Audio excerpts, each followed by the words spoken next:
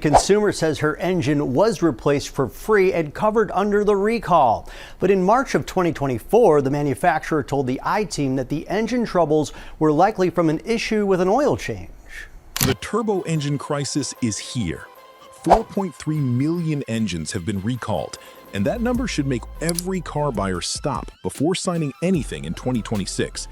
This is not just one bad engine, one unlucky owner, or one brand having a rough year. The deeper problem is the industry's gamble. Smaller engines, more turbo boost, more heat, more pressure, and buyers being told it was all progress. But real traffic, towing, cheap oil changes, and long ownership are starting to expose the weak points. The test drive may feel perfect, the badge may feel safe, but after the warranty ends, the engine underneath could become the most expensive mistake you never saw coming. And that is where the warning begins. What's happening? Turbocharged engines are no longer rare performance parts hiding in sports cars. They are now in daily commuters, family crossovers, small sport utility vehicles, luxury sedans, and full-size trucks people depend on every day. That is where the risk changes. These engines are being asked to deliver big power from smaller displacement while living with more heat, more pressure, tighter tolerances, and heavier dependence on clean oil. When everything is designed well and maintained properly, a turbo engine can be excellent. But when the design is rushed, the owner skips service, or the engine already has a history of oil consumption, coolant intrusion, bearing damage, or carbon buildup, the repair bill can get ugly fast. Most buyers still shop the old way. They look at the badge, the payment, the screen, the warranty, and the fuel economy number. But in 2026, that is not enough. The real question is not whether the brand looks reliable. The real question is whether the engine under the hood has earned that trust. Because this crisis is really about powertrain reality. How we got here. The shift did not happen because regular drivers demanded more complexity. Most buyers were not walking into dealerships asking for smaller engines with more heat, more pressure, and more parts attached. They wanted decent fuel economy, enough power to pass safely, and reliability that did not require them to think like a mechanic. Automakers had a different pressure. Fuel economy rules kept getting tighter. Emissions targets became harder to hit. Window sticker numbers became a selling tool. The Environmental Protection Agency and corporate average fuel economy standards pushed manufacturers towards smaller displacement engines that could look better in testing. But buyers still expected power. Nobody wanted a family vehicle that felt weak. Nobody wanted a truck that looked capable but struggled when loaded. So the industry found the compromise. Shrink the engine, add a turbocharger, keep the horsepower number high, and call it modern engineering. On paper, that sounds smart. A turbocharger uses exhaust energy that would otherwise be wasted. It pushes compressed air into the engine, which helps a smaller engine make power like a bigger one. When this is done well, it can work beautifully. You can get strong torque, quick response, and decent fuel economy in normal driving. The problem is not the turbocharger by itself. The problem is how quickly the industry started using it as a shortcut. A smaller turbocharged engine may make similar power to the larger engine it replaced, but it often does that work under more heat and pressure. It depends heavily on cooling, oil quality, fuel system design, and software. When the engine is rushed, underbuilt, or poorly maintained, the weak points show up fast. And once a small engine is asked to do big engine work, the way it fails starts to make a lot more sense. And this is where I want to hear from you, because some of you have already lived this. Have you owned a turbocharged engine that treated you right, or one that turned into a repair nightmare? Tell me what you drive in the comments. And if this is helping you look at engines differently, hit the like button so more buyers see this before they sign the wrong paperwork. The turbo weak point. A naturally aspirated engine pulls air in on its own. A turbocharged engine forces air in under pressure. That one difference changes everything. It can make the engine feel stronger, but it also adds a part that lives in one of the harshest places under the hood. The turbocharger sits in the exhaust stream. Hot exhaust gases spin a turbine at extremely high speed, sometimes up to hundreds of thousands of revolutions per minute. That small metal assembly is spinning faster than most drivers can imagine, while sitting beside intense heat. And the only thing keeping it alive is a thin film of clean oil. That is why oil becomes the center of the story. In an older, simple engine, stretching an oil change was still bad, but the engine might forgive you for a while. A turbocharged engine is less forgiving. Dirty oil can leave deposits. Low oil can starve the bearings. The wrong oil can break down under heat.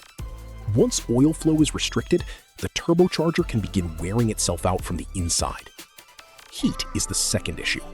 After highway driving, towing, or hard acceleration, the turbocharger can stay extremely hot even after the vehicle stops. If the engine shuts off immediately, oil flow stops too. Oil trapped inside the hot turbocharger housing can cook and leave carbon deposits. Over time, those deposits can restrict lubrication and create the kind of failure that starts quietly and ends expensively. Then there is carbon buildup. Many modern turbocharged gasoline engines use direct fuel injection, which sprays fuel directly into the cylinder.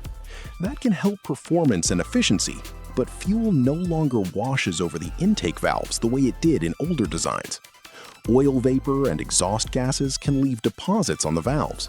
Eventually, the owner may notice rough idle, misfires, lower performance, or a cleaning procedure that is not cheap. That is why the most worrying cases are not only small cars.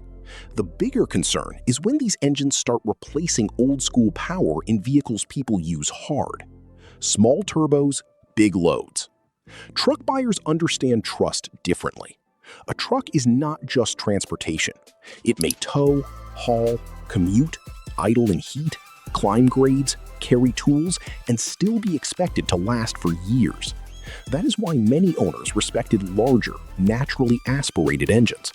They were not always the most efficient, but they were familiar, proven, and easier to understand. Then, smaller turbocharged engines moved into the truck market as serious replacements, not as strange experiments, but as mainstream options.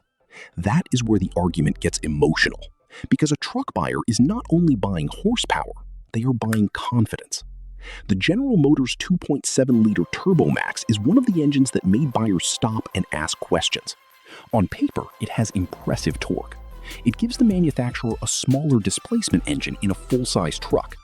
During a test drive, it can feel strong enough to make the old engine debate seem outdated. But the concern is not whether it feels good for 10 minutes. The concern is how it behaves after years of real work.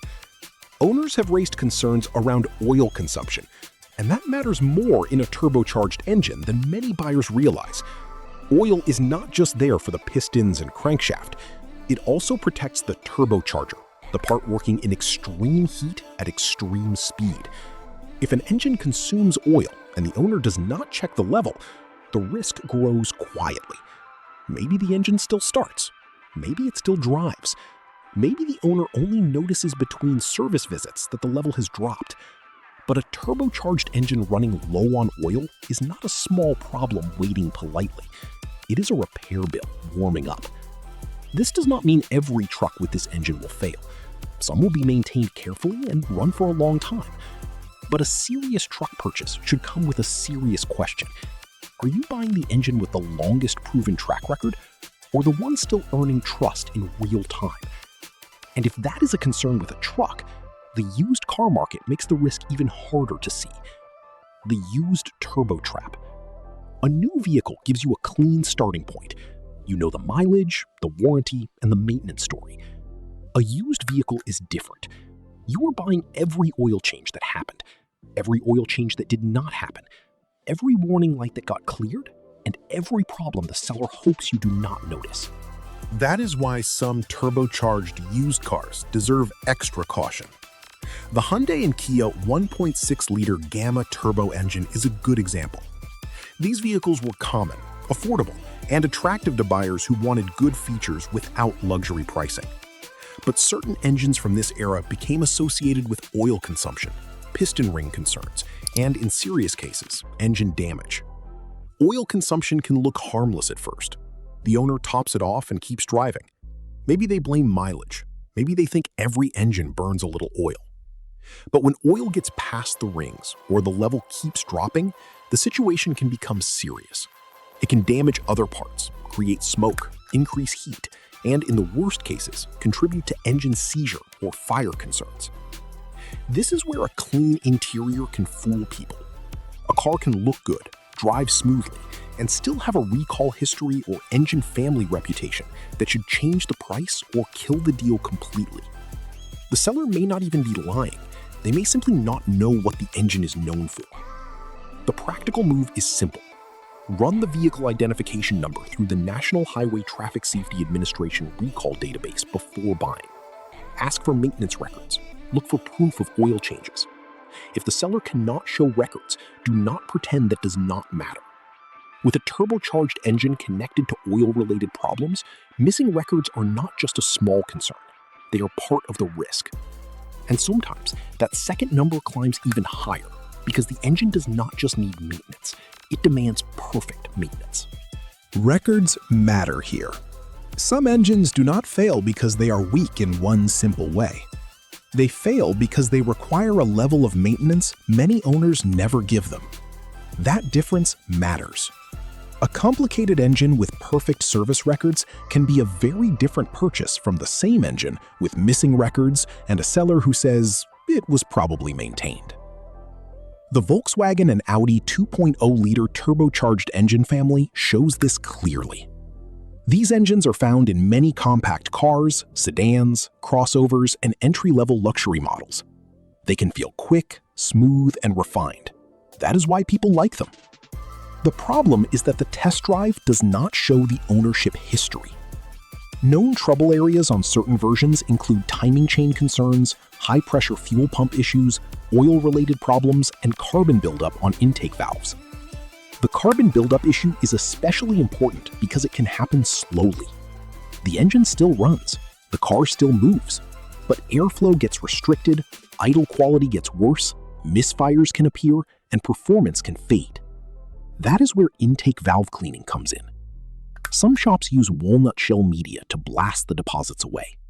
The name sounds strange, but the bill is very real. And if you are buying used, you need to know whether that service has been done or whether you are about to pay for it. The advice here is not to say every one of these engines is junk. That is too easy and not accurate enough. Some owners maintain them carefully and get good service. But if the records are missing, the mileage is high, and the seller is vague, you are not buying a bargain. You are buying a question mark with nice seats. And there is another type of failure that changes the conversation, because it is not only about cost, it is about what happens while you are still driving. The coolant failure. Some engine problems give warnings slowly. Oil consumption, carbon buildup, and timing wear can build over time.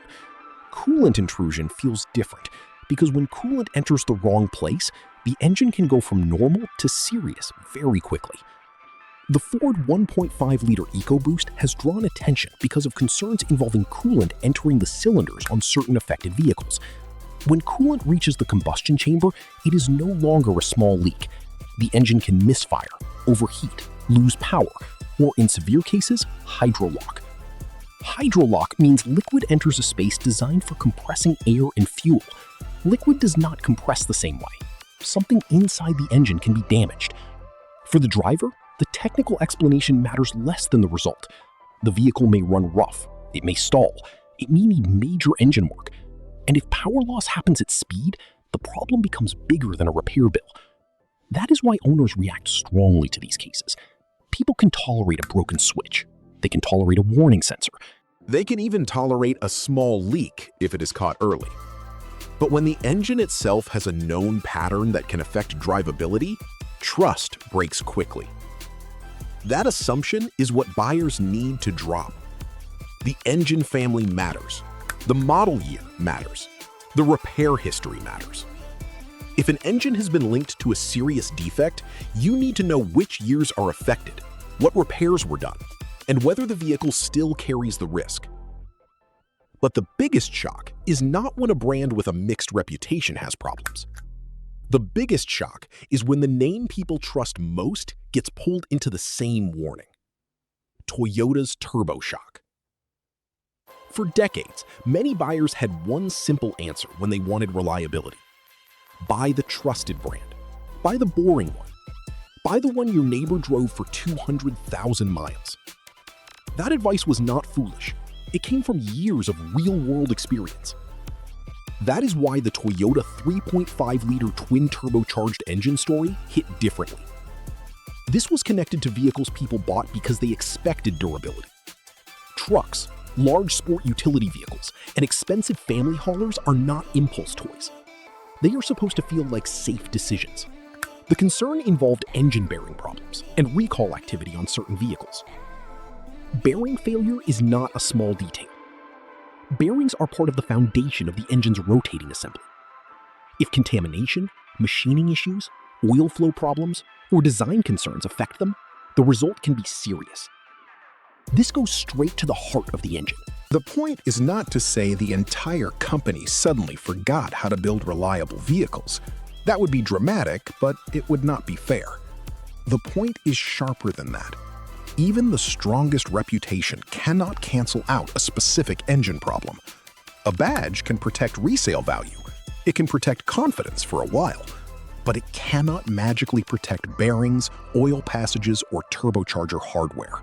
That is the new reality. Brand reputation still matters, but engine reputation matters more. One engine from a manufacturer can be excellent. Another engine from the same manufacturer can become the one buyers quietly avoid. This is where the turbo crisis becomes bigger than one recall. It forces buyers to stop thinking only in brands and start thinking in powertrains. That is less convenient, but it is much safer. And to be fair, this is also where we have to admit something important. Turbocharging is not the enemy by itself. Some engines prove it can be done right. Turbo's done right. A buyer warning video is only useful if it tells the whole truth. If the message is just turbo bad, it is not helpful. The reality is more specific. Some turbocharged engines have built strong reputations because the engineering, maintenance expectations, and real-world results line up better. The BMW B58 3.0-liter inline six-cylinder turbocharged engine is one of the best examples. It has earned respect because the core design has proven strong across different vehicles. It makes smooth power, responds well, and has a reputation that many owners and mechanics take seriously. It is not cheap to own because premium brand parts and labor are still premium brand parts and labor. But that is different from saying the engine itself is weak. Then there is the Honda 1.5-liter variable valve timing and lift electronic-controlled turbocharged engine. This one needs a careful explanation because earlier versions had concerns in cold climates involving fuel dilution, where gasoline could mix with engine oil under certain short-trip conditions. That issue should not be ignored. But newer versions, especially later model years, have become a stronger value choice for buyers who want a small turbocharged engine without moving into luxury pricing. The lesson is simple. Turbocharging can work when the manufacturer builds enough strength into the system and responds to known problems. Good turbo engines need proper cooling, strong internal parts, clean oil paths, smart software, and realistic maintenance expectations. Bad ones ask small parts to survive big stress while buyers are told not to worry. That is why the crisis is not really about technology. It is about execution. A turbocharger is a tool. In the right engine, it can be excellent. In the wrong engine, it exposes every weakness around it. If you already own one, the smartest move is not panic. It is changing the way you maintain it. The new buyer rule. If your vehicle has a turbocharged engine, maintenance matters more than it used to. Start with oil changes. Do not stretch them just because the dashboard says there is still life left. A turbocharger depends on clean oil under extreme heat. Old oil breaks down.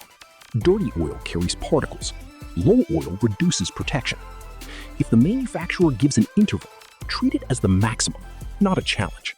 Use the correct oil grade. Modern turbocharged engines are designed around specific oil viscosity, additives, and heat performance. Saving a few dollars with the wrong oil can cost you thousands later. Check your oil level between services too. Many owners never do this anymore. They wait for a light. That is a bad habit with a turbocharged engine, because by the time a warning light appears, the engine may already be low enough to cause damage. If you are buying used, service records are not optional. You want proof. Oil changes, recall repairs, engine work, and inspection results matter. Run the vehicle identification number. Look up open recalls. Pay for a pre-purchase inspection from someone who knows that engine family. The old advice was simple. Buy the brand with the best reputation. For a long time, that worked well enough. But engines have changed. Regulations have changed. Repair costs have changed. And normal vehicles are more complicated than they used to be. The new rule is this: do not just buy the brand, buy the engine. Learn the engine family. Learn which model years had problems. Learn whether it has recalls, oil consumption complaints, coolant intrusion concerns, carbon buildup issues, timing component problems, bearing risks, or turbocharger failures. Learn whether owners are reaching high mileage without major work, or whether the same failure keeps appearing at the same mileage. 4.3 million recalled engines is not just a statistic. It is a warning about where the market has gone. Some turbocharged engines deserve trust. Others deserve suspicion.